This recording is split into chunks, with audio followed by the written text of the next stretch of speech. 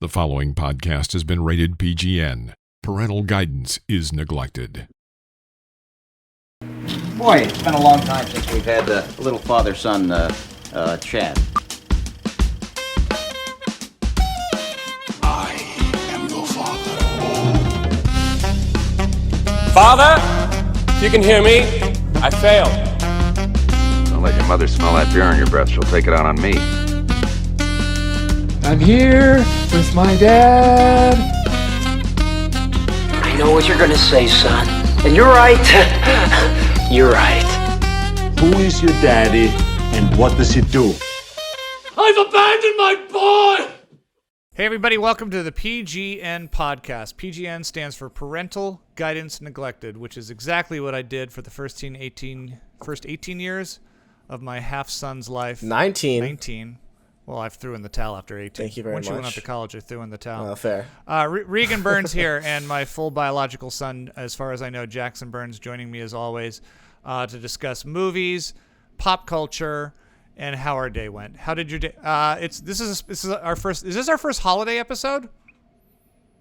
This is our first holiday episode. We're filming this. We're not really filming. We're recording it on Easter, which is the day that Jesus died a bunch of eggs and hid them. Yep. And then a giant bunny made him go look for them. And then the disciples said, "There will be blood," and I that's as much as I know about Easter. And then here comes Peter Cottontail.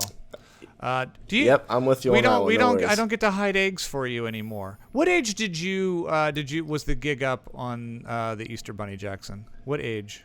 So I was like once I knew that one of them wasn't real, it was like all. It was like a house of cards. Oh yeah, I was like, oh well, then these other things that right. would never be possible probably aren't real either. So it was like Tooth Fairy, Easter Bunny, Santa Claus, all out the door the same day.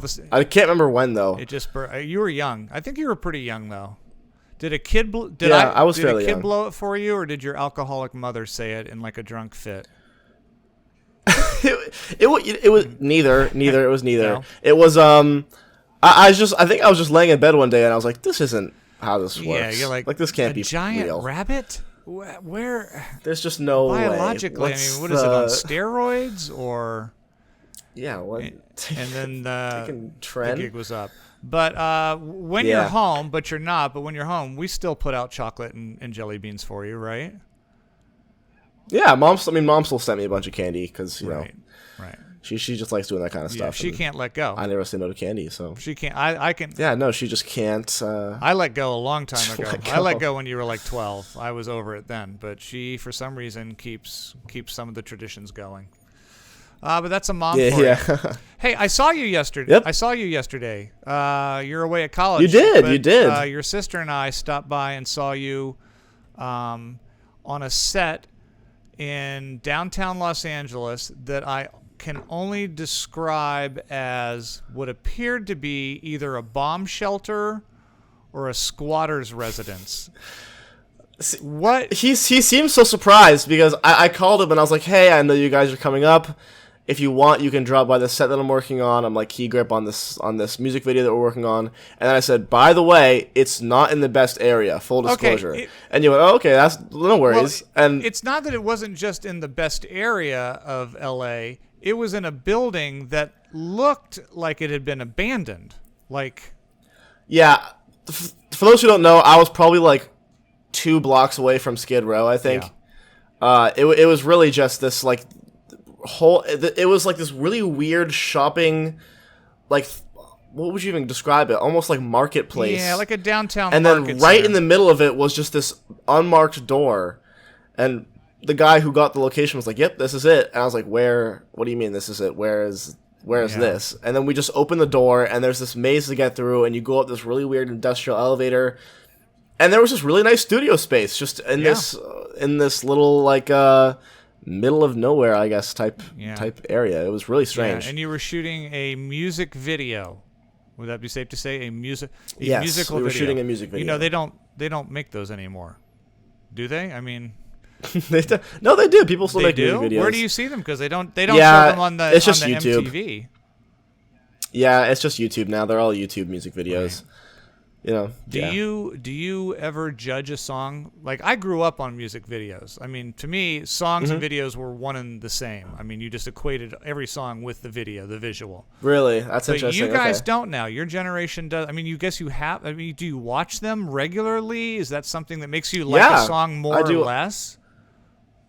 I don't know if I like a song more, but I think I can respect the, like, if there's a good music video for a song, I think I just look like, oh, like, this artist is capable of doing more than just singing and music and stuff. Right. So I guess I'd say I get a deeper level of appreciation for it, but I don't say it would, like, ruin a song for me if the music video was bad. But you don't discover songs through the videos. You guys find songs, and then maybe you go look for the videos. Yeah. Right. Or they, like, pop up in your recommended feed, stuff like that. Do you know who Alan Hunter is, or Martha Quinn, or Mark Goodman, or Nina Blackwood, or J.J. Jackson are? Do you know who any of those people are? I only know Nina Blackwood because I think, is she the one that has the really, like, weird, like, kind of, like, gravelly voice? She does have a very gravelly voice, Nina Blackwood. So who are those? I only know that because you played her once on Sirius XM or something when we were in the car. And I was like, who is talking right now? But I don't know anybody else that you just listed off. So who are they? We're going to have trivia later in the show. This is our first episode with movie trivia, but let's pop one on you now, a music trivia. Who are Alan Hunter, Nina Blackwood, Martha Quinn, J.J. Jackson, and Mark Goodman? What do those 5 people have in common? I'm gonna give you. I think they were people that worked. They were like the announcers for things on MTV. Like they would come and talk about the music before it played. Very good. Maybe that's kind of close. They are the 5 original. What did they call them? Not DJs. VJs, video jockeys. VJs. MTV, that makes sense. That's the original VJs. And now I think they're all probably in their late 80s. No, they're not quite that old. But yeah, they're all on, they're all they're all hosting 80s cruises and 80s channels nostalgia stuff. Yeah. That's good. So, and how'd the music video turn out? Are you guys happy with it? Good. I mean, we still have to wait for it to come together in post and stuff, but the stills look really cool. We tried a lot of cool stuff for it. So I'm just excited to see how it turns out. If it doesn't end up being good, then it's not my fault. Not your fault. You were the what? You were the key grip. You told me on this one. I was the key grip. Yep. Key grip. Did you feel respected by giving that position, or were you like key grip? I'm. No, I love being key grip. I actually like that position. It's just just a fun one. I'm just basically in charge of working with the gaffer to rig up all the lighting stuff, and also working with like camera equipment. So like if they need dolly tracks, just stuff like that. Now at any point, you're in your first year of film school here. At any point when you're like on a student film set, and you're not a second tier person, but you're not down on the you're not a director, you're not a cinematographer. Yeah, you're doing key grip or some of the more gruntier work stuff. Do you ever watch it and see like the director make a choice or the cinematographer make a choice, and in the back of your head you're just like, oh, I would never do it like if I was in charge of this would be a lot better. Has that happened yet? Where you're like, not yet. Right. For the most part, when I make that like face, it's just because it's like, oh, we just spent so much time setting up this thing, and then now they don't want it, and that means I have to go and take it all down and do something new, and it's just stuff like that. But I've never been like, oh, I would never do that. You gotta hate a filmmaker who's unsure about what they want, where they're like, I changed my mind, and you're like, well, it took us 3 hours, you asshole. It's not for me. Like, great, there goes all of our setup time. Yeah. Nice. Are you doing anything for? It's Easter. It's about full disclosure. We'll probably have this up later, but it's a little afternoon. What are you doing with the rest of your day? Yeah, so I'm studying for Spanish. I have a Spanish test tomorrow that I gotta study for. Español. Sí, isn't that fun? Tengo Español. lápiz. Mi lápiz es amarillo. I have to pick up someone from the airport, and then I have improv. You have to pick. How did you get suckered into airport duty? You have to pick up someone from the airport? Because I have to pick up someone. Dude, you fell for that one? Someone's like, hey, what are you doing Sunday? And you're like, nothing, what man. What are you doing? Oh, nothing. Nothing. What's that? Pick me up? I just need to ride back from the airport. And you have that car. I know you have that car. You fell for it. Wow. It's not LAX, though. So it could be. It's like, it's a smaller one that's closer to me. Closer so to you. That's not too bad. All right. And then you have improv tonight? All right. Yeah, just improv practice. And then I'm coming to see your improv show tomorrow night. Yeah, for the first time. I'm going to come watch my son do the improvisational comedy. I use the word comedy lightly because we don't know if it'll be funny or not. Wow. Hey, that's improv. If you assume it's good. Hey, that's true. That's true. You don't assume anything. You don't assume. So I will be back. Next week's episode of PGN will just be a 2-hour critique of the improvisational comedy stylings of my son, Jackson Burns. Would you be mad if I come and I just yell out just the worst, most obnoxious suggestions the whole time? Oh, please, just don't talk the whole. We need a. I was literally thinking about that. I was like, I know you don't like giving like suggestions, but I was like, oh, if he says something, it's something stupid. We need a place. Like, it's a gynecological exam. Okay, somewhere else, sir. It's a female doctor's office. Just something just really obnoxious. Just cannot get past it. Yeah. You know me very well. I do not like giving suggestions at. I don't either. I hate giving suggestions. Yeah, because I hate that face they make when it sucks. I always know that I have good ones. I'm like, I know this would be a good suggestion. It came to me.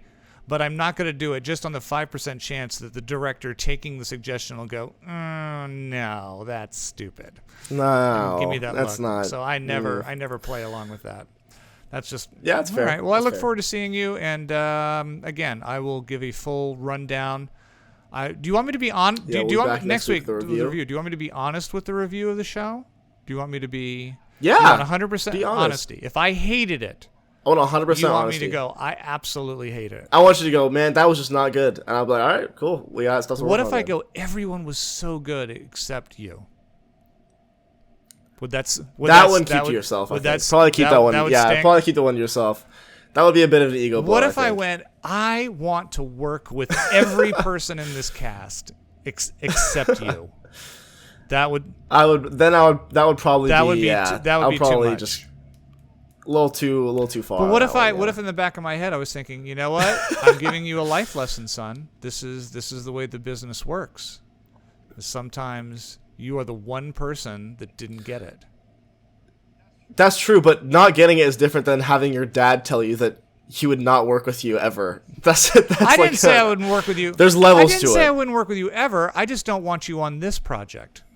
You're not right enough. You're not funny enough for this one. Oh, that would sting. Wouldn't that sting? That would sting so hard, though. That would sting so hard. I couldn't. Yeah, that would be tough. All right.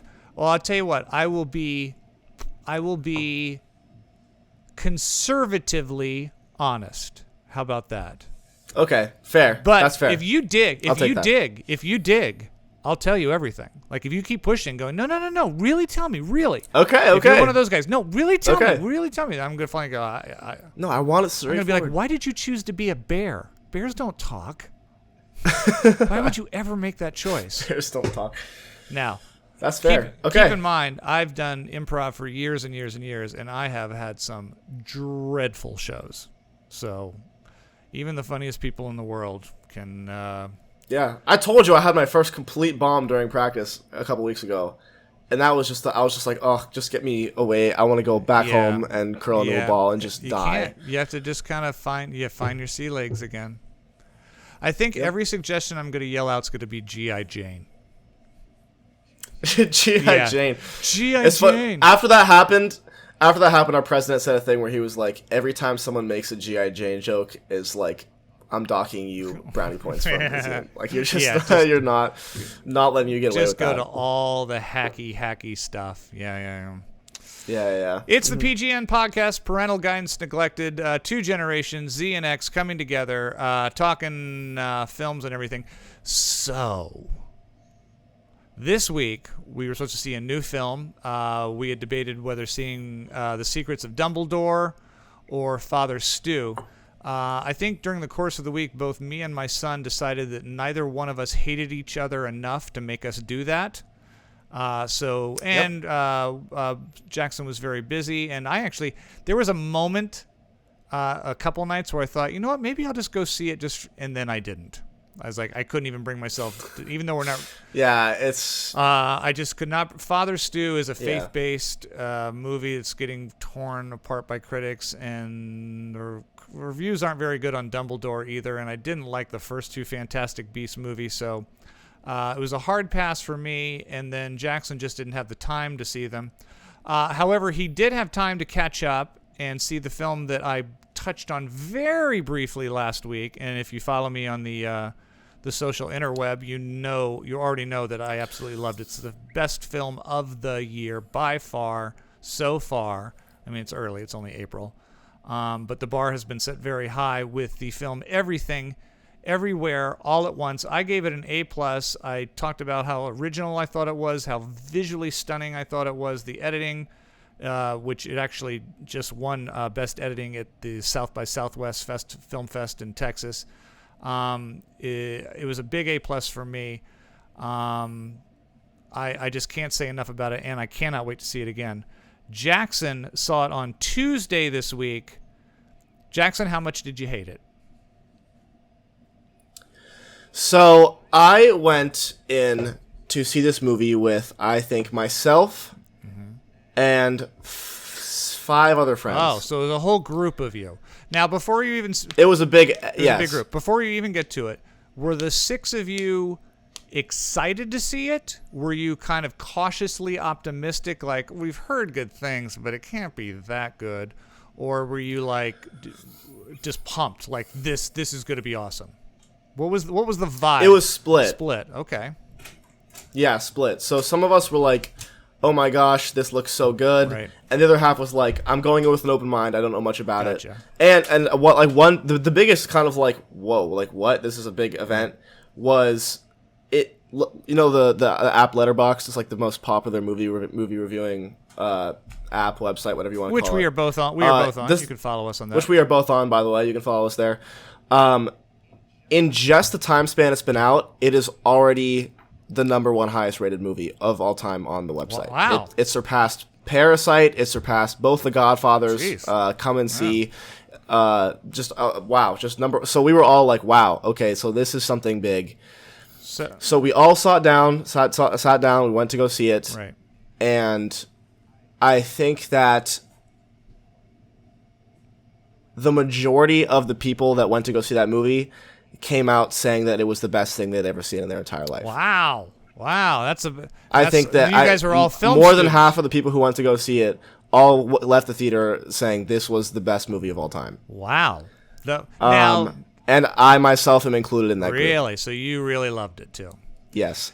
This was the best thing I've ever seen in my entire life. It was so good. It was so good. Yeah. It's...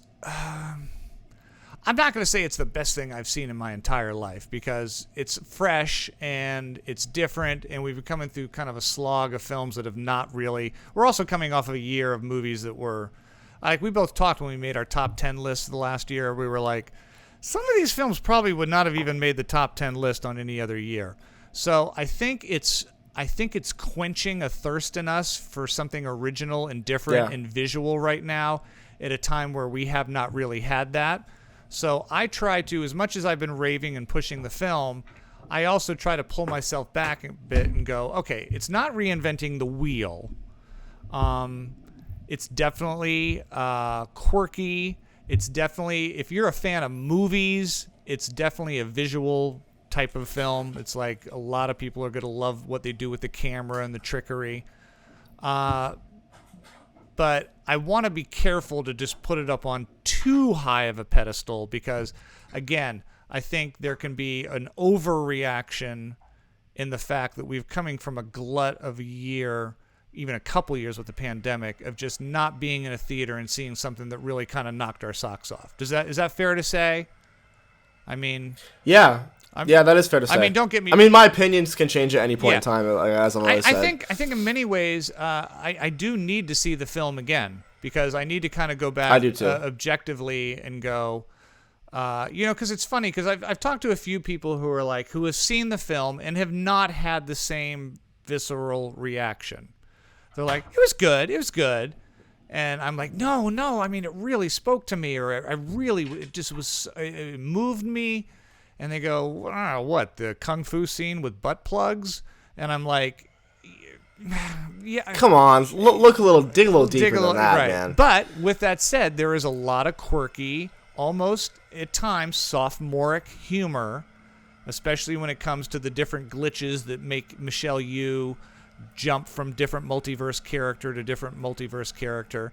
And without giving away much, this movie centers around what's known as the multiverse, where there's all kinds of different versions of you and your family living in different universes, and they have found a way to kind of jump or to pull the talents that you have from one multiverse into this universe. So if, for example, if I'm a fantastic kung fu fighter in this other universe, I could reach in and pull those talents into this multi-universe where I'm an accountant who is really good with numbers, and use that to fend off people who are trying to take over the multiverse, so to speak. And I know that sounds a little Marvel cartoony, and you're like, wow, that sounds silly. And it is. It is a silly, silly film sometimes.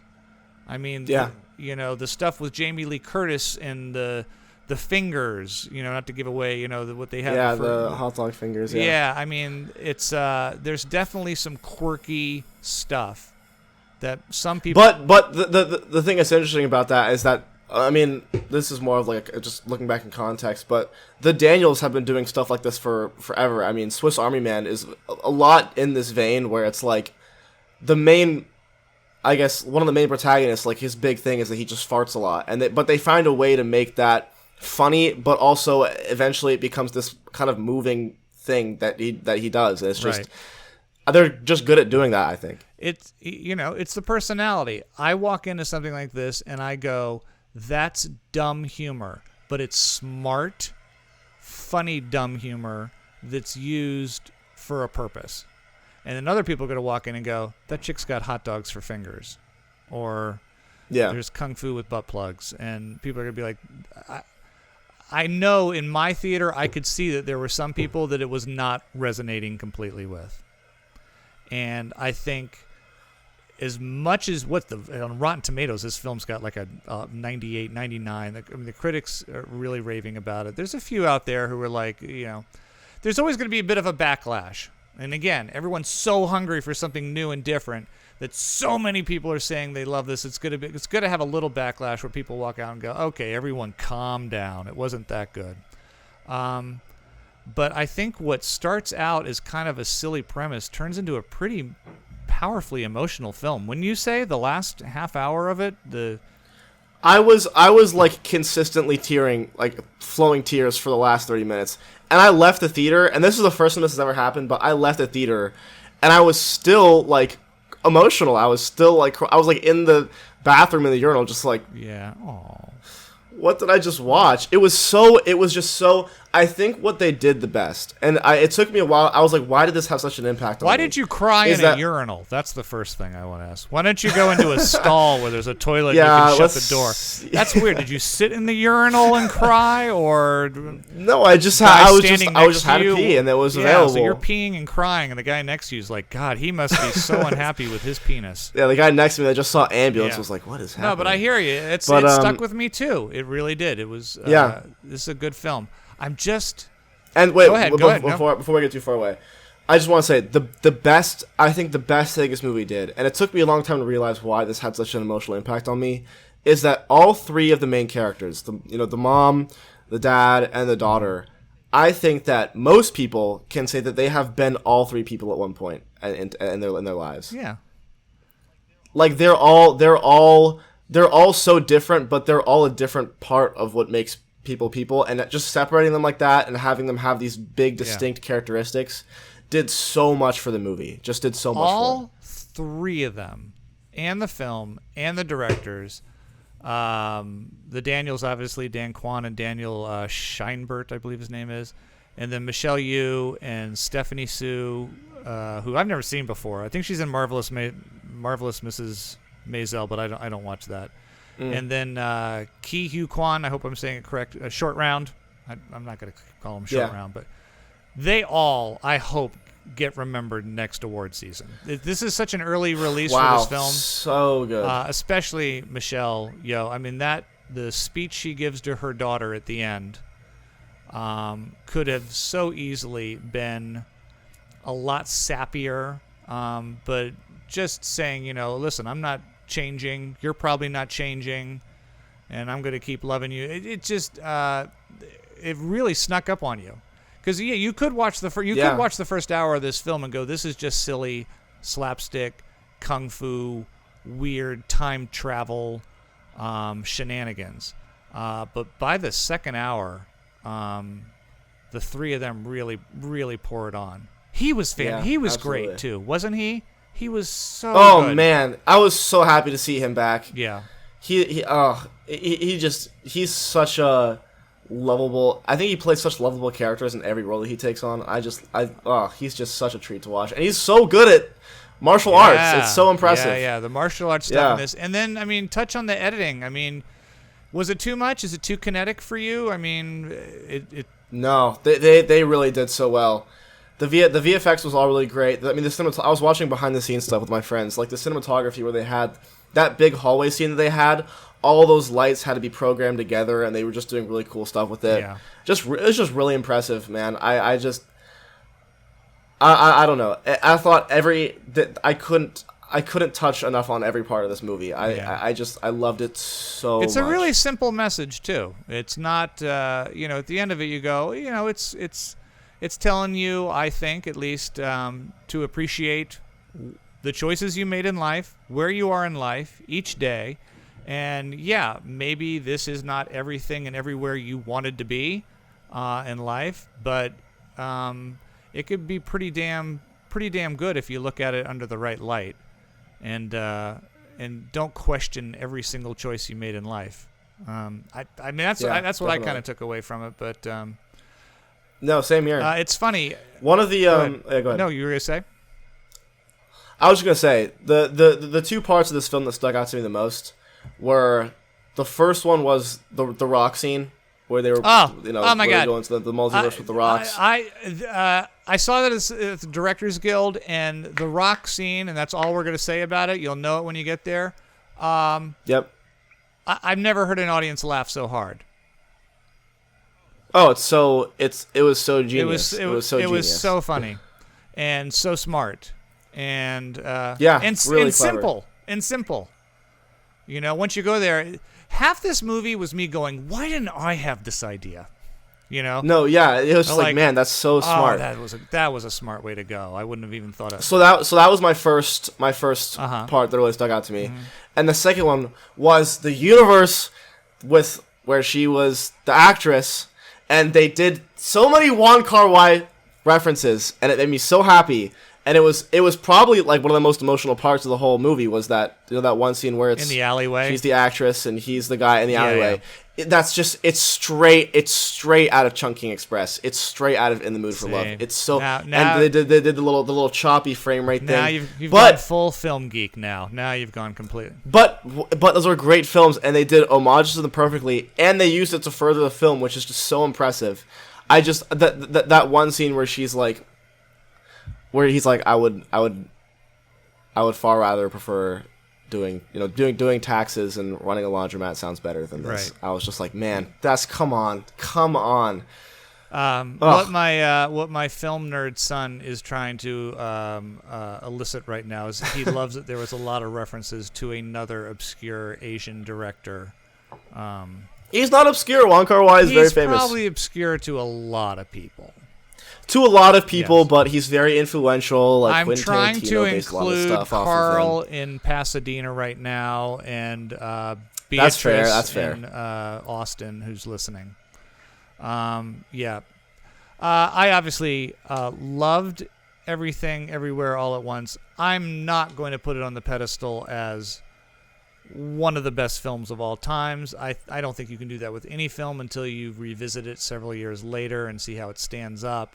But I will say this. I will once again mention it is a strong A+ for me. It's my first and only one of the year so far.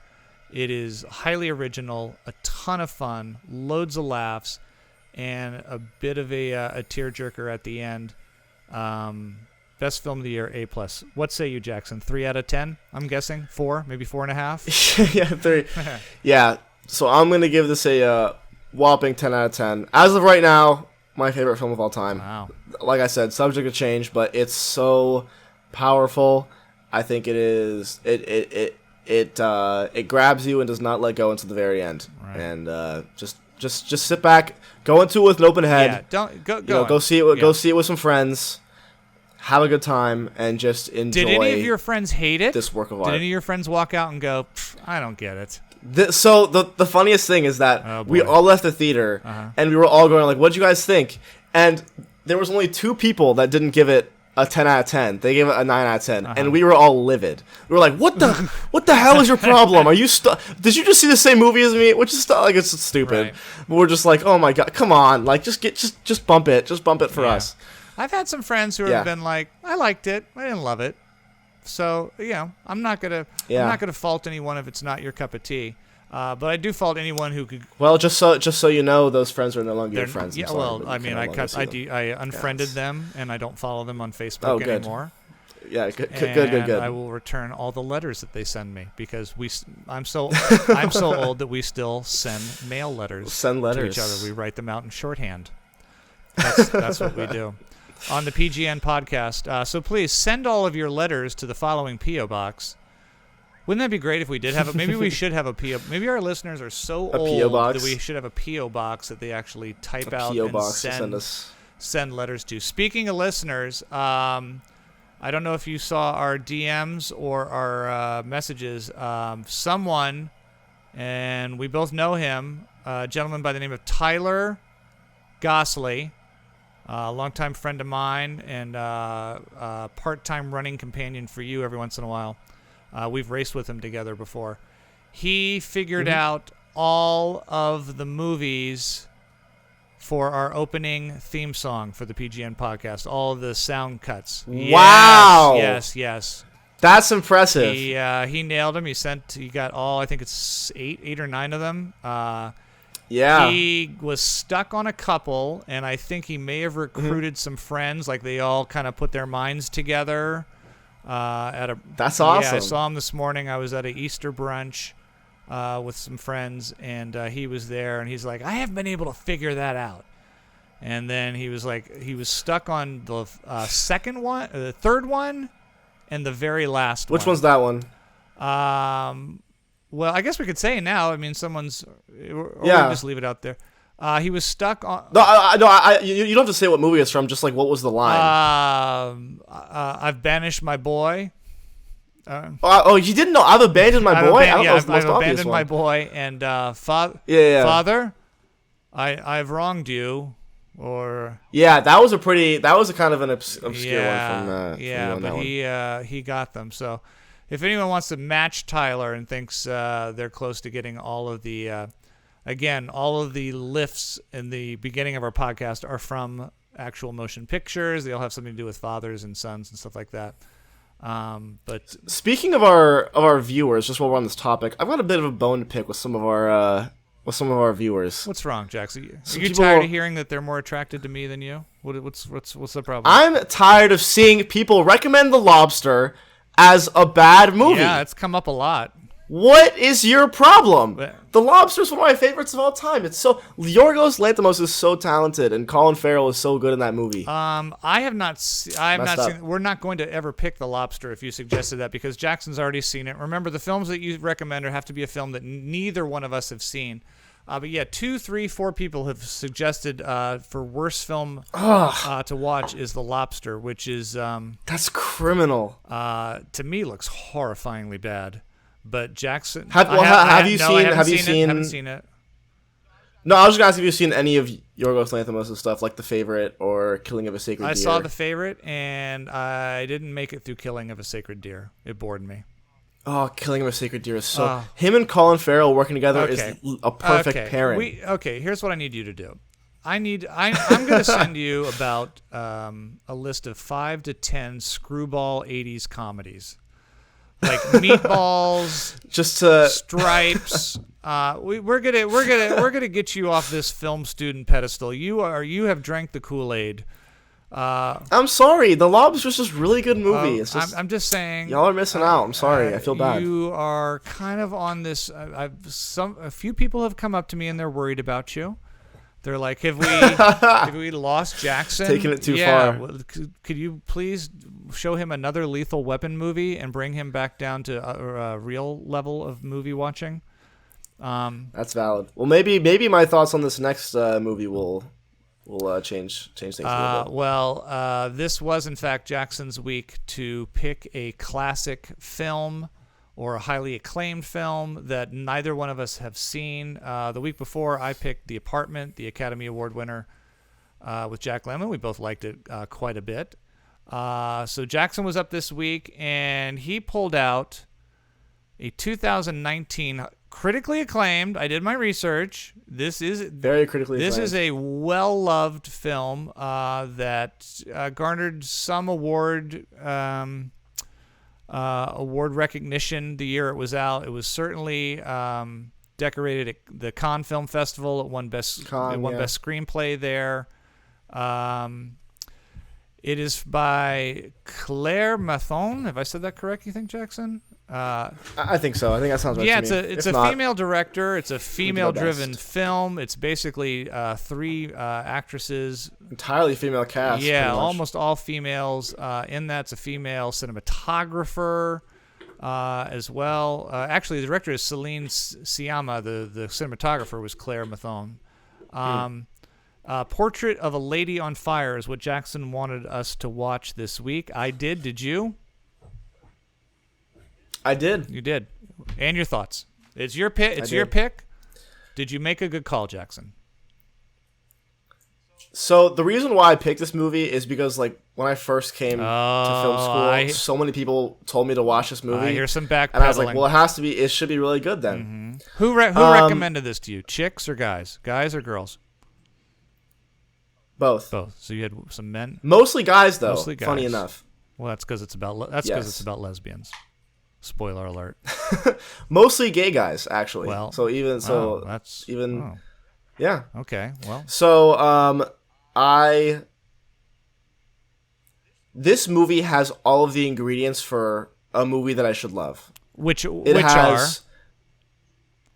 has great cinematography. Yes, very beautiful. Shot beautifully. Very, very, very beautiful shot. It has really complex characters. Mm-hmm. A pretty unconventional, kind of breathtaking ending. Mm-hmm. A music that kind of comes back. It's like uses motif. I like that a lot. Uh-huh.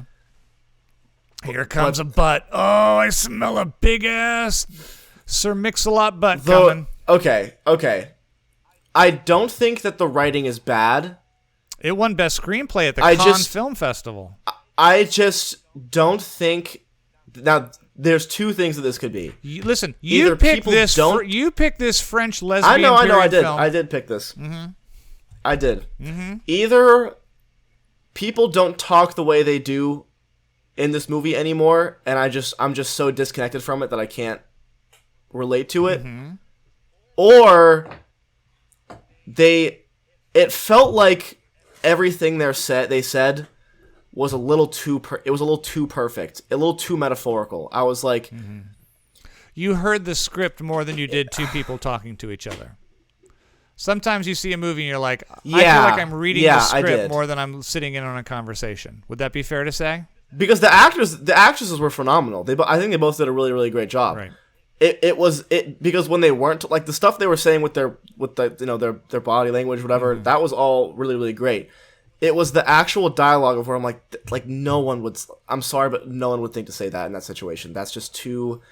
I felt like someone sat in a writer's room and was like, "What's the deepest thing we can have this person say right now that really wraps up the scene?" And people just don't talk like that. I maybe they used to, and that's why. I'm sorry. I'm just Are you from the 17th century French? No, and that's why I'm saying I'm giving it some leeway because maybe that this is just the way that people talked. Right. But every line felt so emphasized and so important, and so it just felt so. That's my first gripe. Okay. It's just that the writing felt unnatural. Gotcha.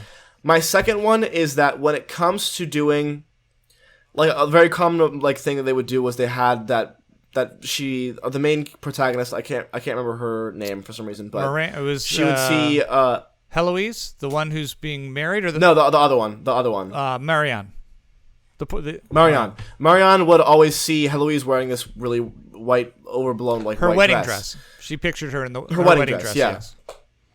And I liked that, but I felt like it was weird in a movie that felt too real. It felt like they were trying to do some kind of experimental stuff in a mostly realist movie, and I wanted them to. They kind of dipped their toe in, and I really wanted to see them just dive headfirst. What he's speaking of is that the portrait of a woman on fire. It is there is a woman who has been bequeathed, I believe is the correct word, to marry someone who she does not want to marry.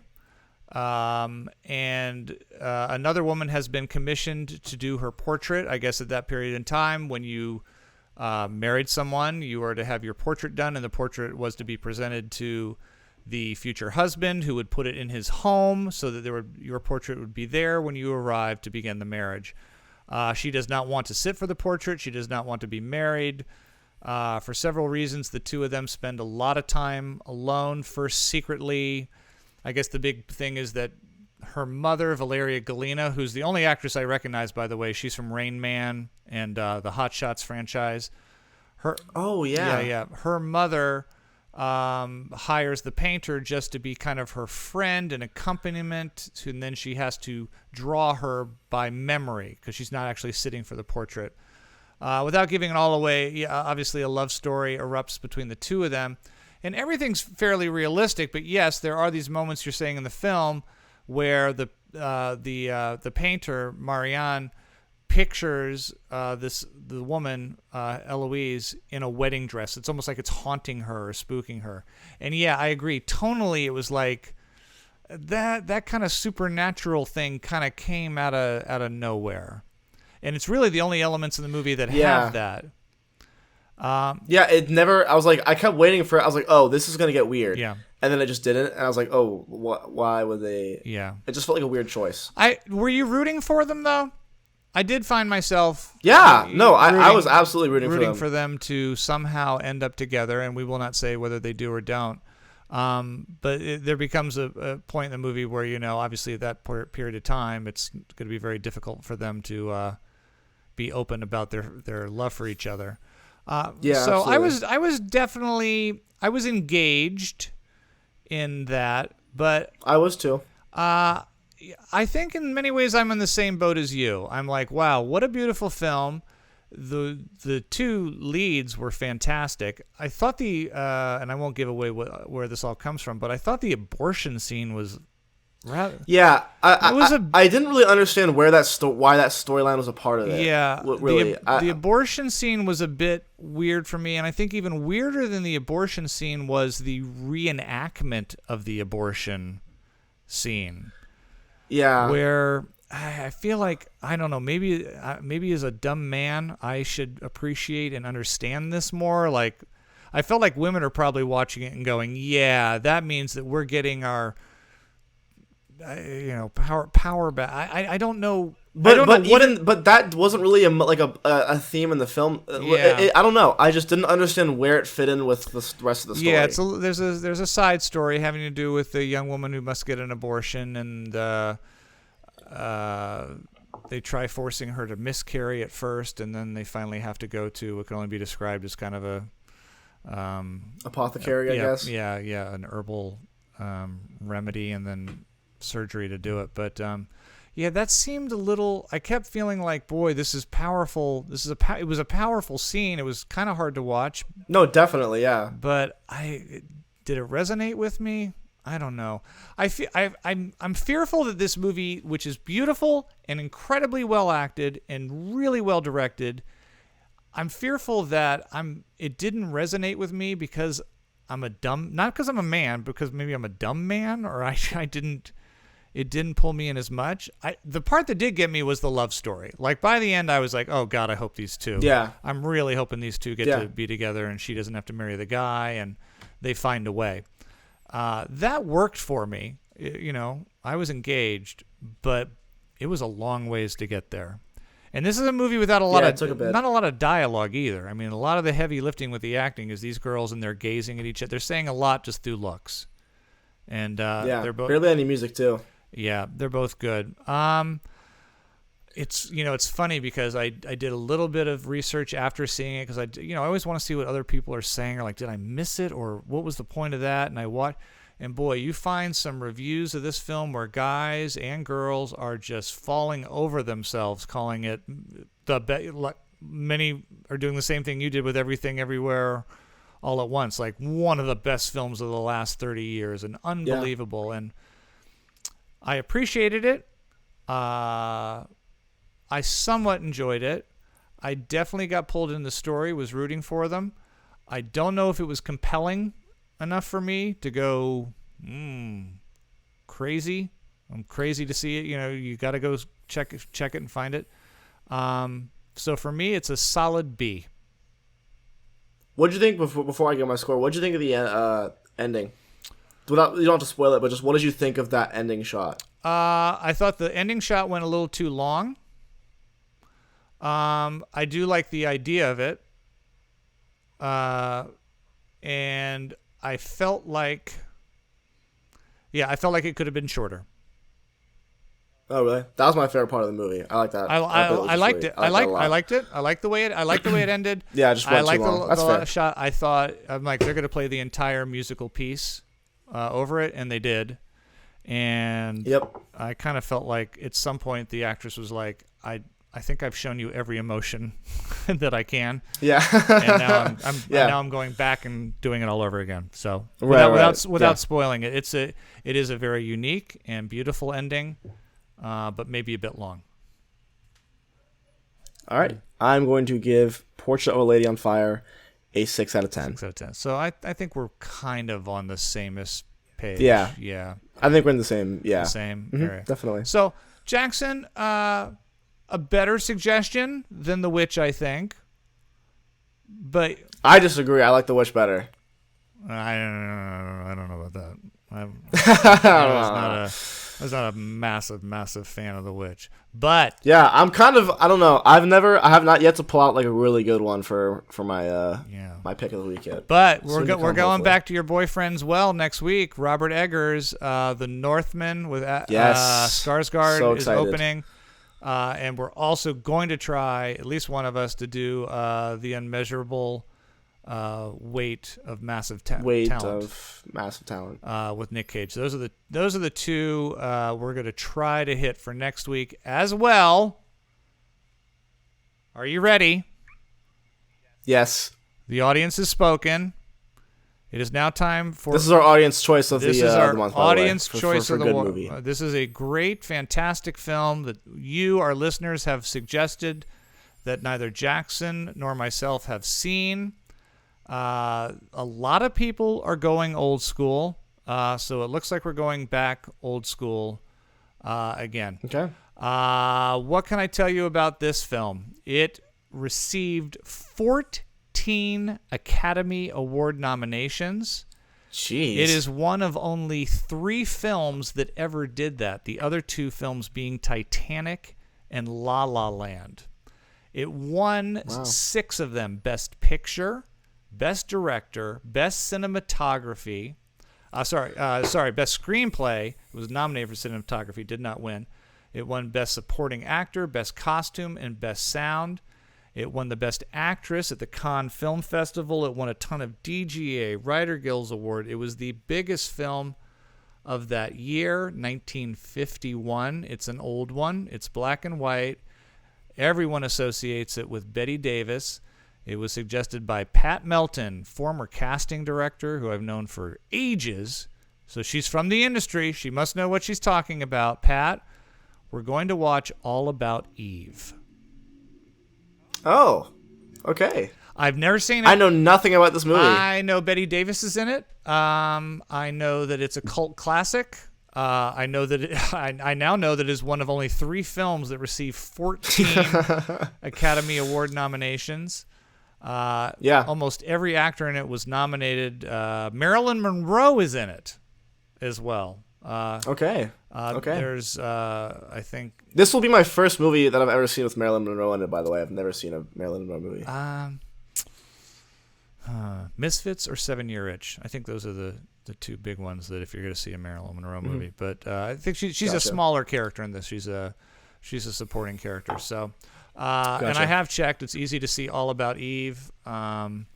So Jackson and I, we like to order that up on the old Amazon Prime, and then we just share it because we got the same Prime. We're like, hey, Jackson, one of us order it, and then the other one we'll watch it. And then watch it.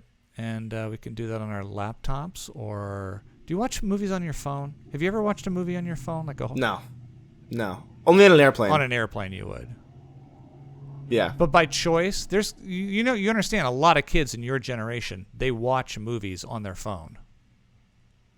Have you ever seen that clip of David Lynch talking about watching movies on your phone? No. David Lynch, acclaimed director of Blue Velvet and Eraserhead. What does he say? He says that if you have watched any of his movies on your phone, you haven't actually watched the movie. That's like his take. That's his thing. Yeah. Is that? He's like, yeah.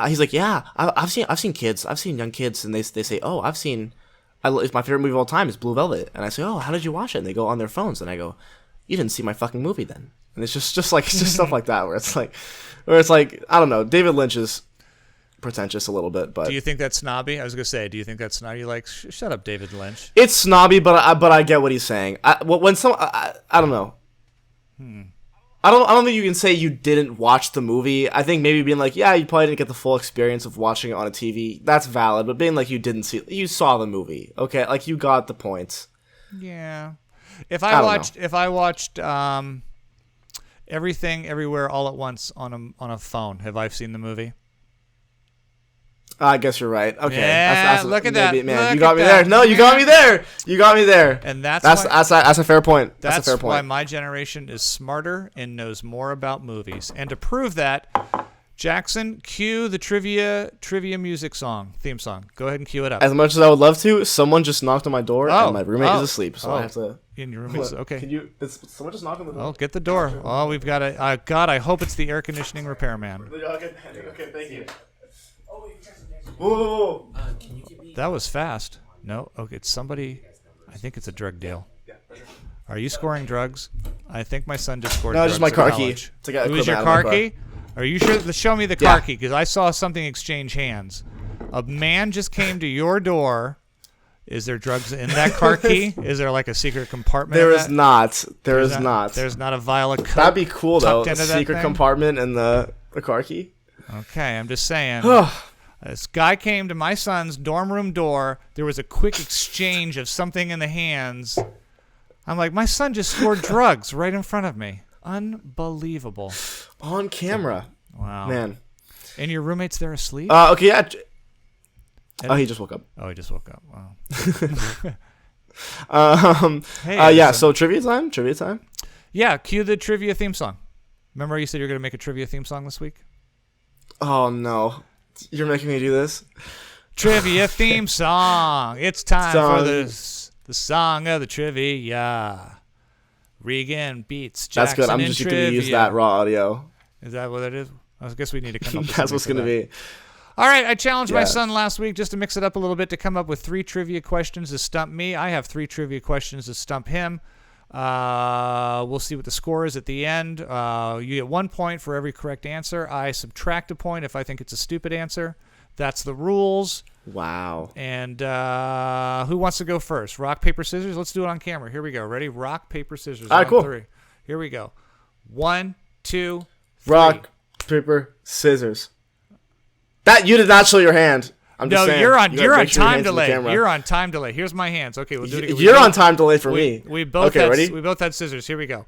1, 2, rock, paper, 3. Scissors. Scissors cuts paper. All right. I'll go. All right, you go first. Yeah, you know what? I won the toss. I'll let you go first. Look at that. It's like a football game. Oh wow. Okay, look at that. Yeah. So I'll be okay. I'll receive. I will. We elect to receive. This popular film features the at the time unknown white chicks Ben Affleck and Matt Damon as extras. This popular film had Ben Affleck and Matt Damon as extras. Okay, well Ben Affleck. And I get then a later. bonus later. Actually, I'm not gonna. Actually, that would give it away. So I'm not gonna. I'll tell you that after once you answer. Okay. Let's see. Ben Affleck's first movie, like starring role that I know, is Dazed and Confused, and then Matt Damon. I'm pretty sure his first big film was Good Will Hunting that him and Ben Affleck were in and wrote together.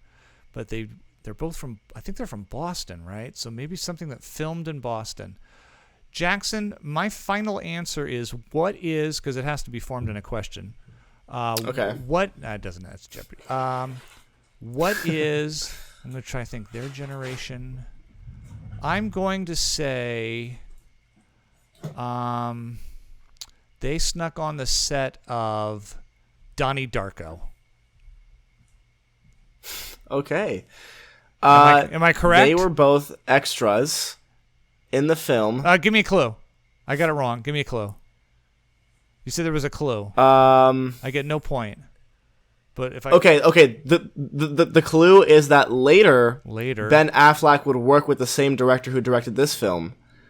And he said, it's a pleasure working with you again. And the director said, what are you talking about? We've never worked together. And he said, yes, we have. I was an extra on one of your movies. Okay. In that case, it was Gone with the Wind. David's Gone with David Selznick. Gone with the Wind? Yes. Am I right? No. It is Field of Dreams. Shut up! They're in Field of. That's one of my favorite films of all time. They're in Field of Dreams. I know. That's why I was so worried you were going to know that because that's one of your favorite. That's why I picked it. I know. That's why I picked it. Are they in one of like the baseball? I don't know. It didn't say, but they're in. And who directed that again? I don't remember. One of my favorite films, and I don't know. Look that up, Jamie. I'm gonna guess they must be in the stadium scene when Kevin Costner takes James Earl Jones. Phil Alden Robinson. Who directed it? Phil Alden Robinson. Yeah, I don't know who that is. I'm gonna guess it's the base. I'm just trying to think of what scene they would be in. Probably. Wow. I wonder if they made Final Cut. Does that count if they didn't make Final Cut? Like they filmed it, but they didn't make it on the screen. I don't know. You don't know? They were extras though. I think it was in. Yeah. They were extras, so I know. All right, 0 points for me on that one. Jackson, right, here's your first one. I give you multiple choice because I'm nicer than that. Oh, okay. Jackson, you know the movie Toy Story. You grew up with that, right? I do. Okay, I do. In the original script for Toy Story, Buzz Lightyear had a different name. It wasn't until later that they changed it to Buzz Lightyear. Was his original name A, Space Rogers, B, Lunar Larry, C, Captain Star Blaster, or D, Bareback Buddy?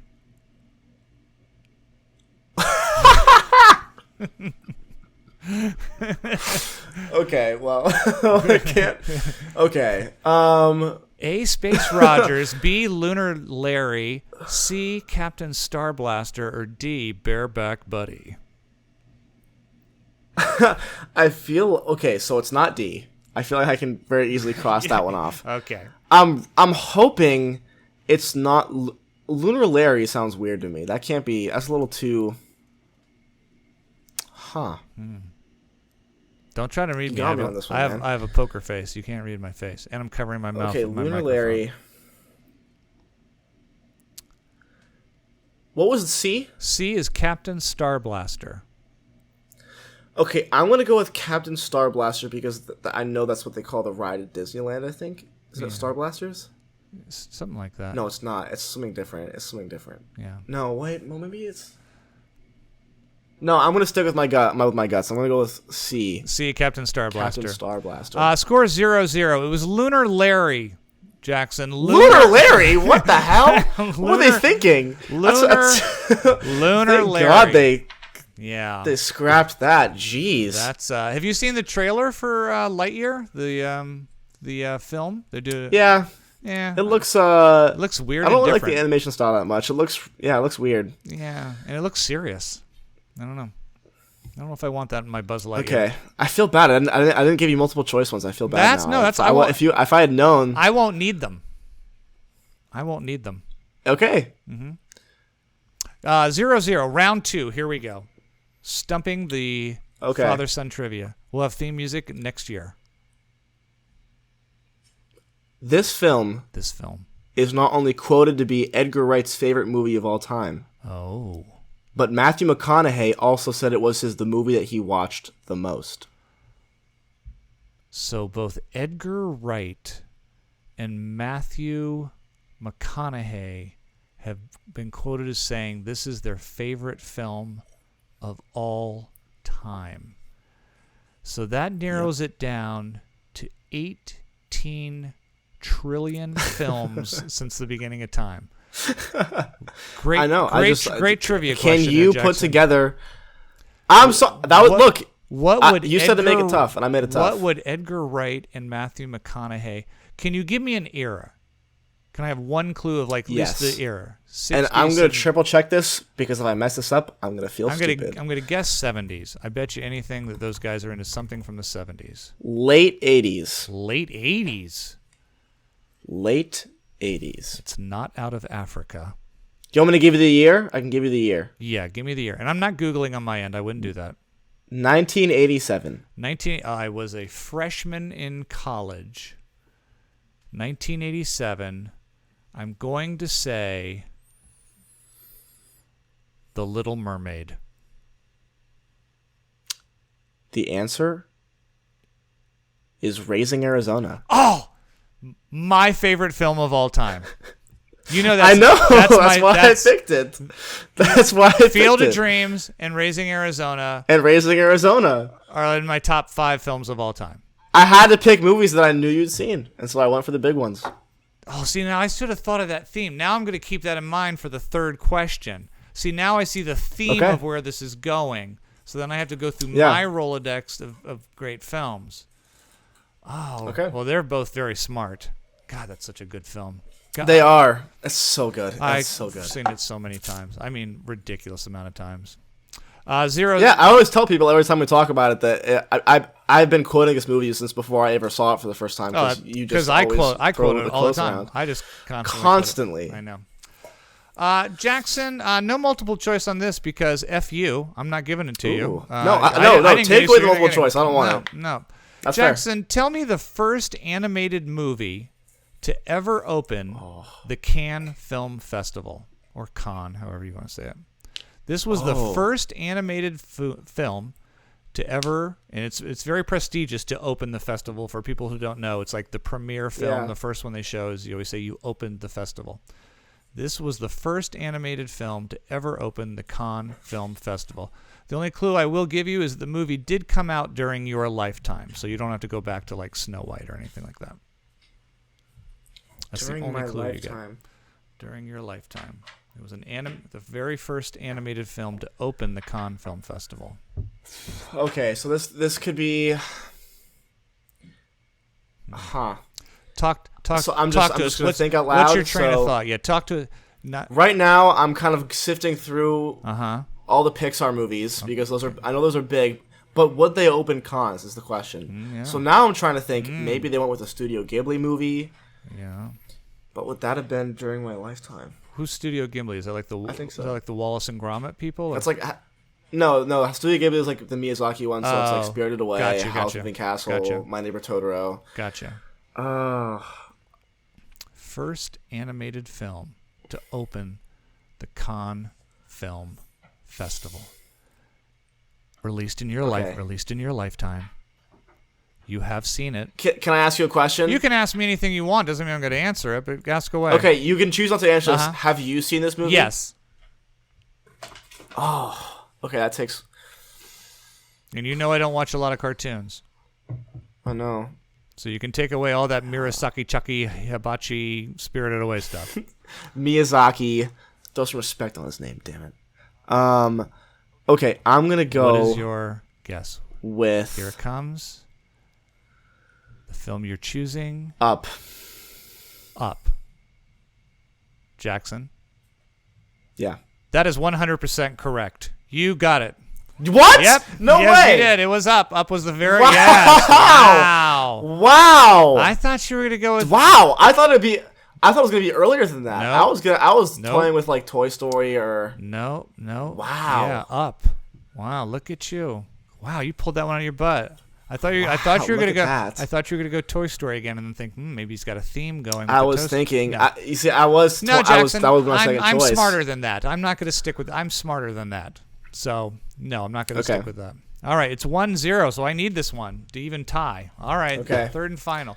I know the kind of the theme now, so I got to get in. At least I hope it's the theme. Okay. What do you got for me? Third trivia question on generation versus generation. We don't even have a title for our trivia off yet, but we'll think of one. We don't. We'll think of one. The writers of this film originally intended the movie to be a 3-act Hebrew stage musical about God and the devil, but their vision was deemed to be too elaborate to execute on stage. What the fuck did you just say? What? What did you...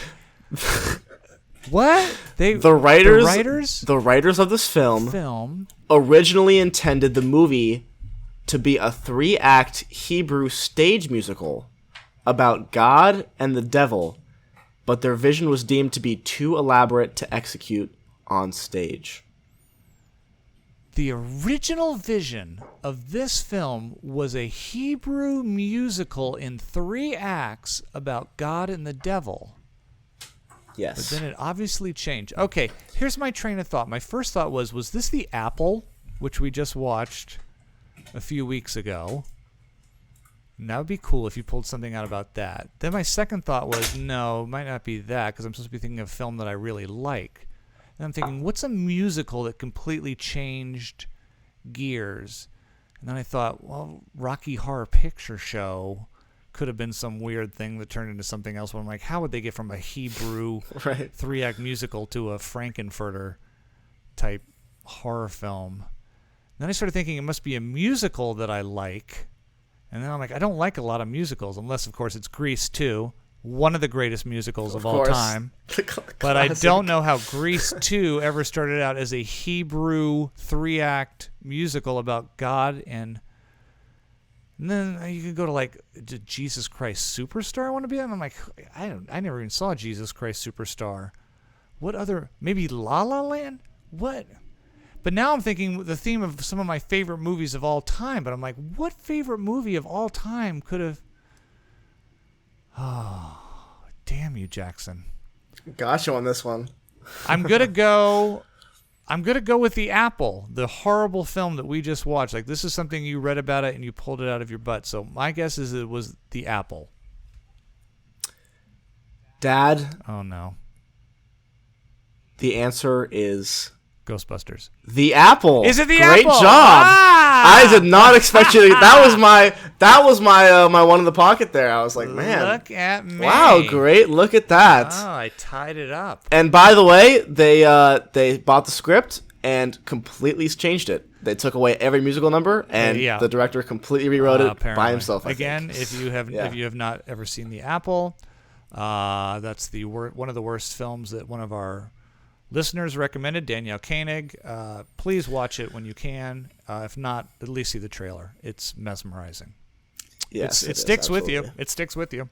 It does. Okay, so we're tied 1-1. That means this is the last question. Wow, so Jackson, you can win the official inaugural Gen Z Gen X Father Son Trivia Off here on the PGN podcast. You could say you are officially the first winner if you can answer the following question. Okay. What word is used for a record 113 times in the film Django Unchained? It's the N-word. I'm sorry, you're going to have to be more specific. No, I can't do me. I can't do not do this to me. I can't give you this. I'm sorry. So we're going to need to be more specific.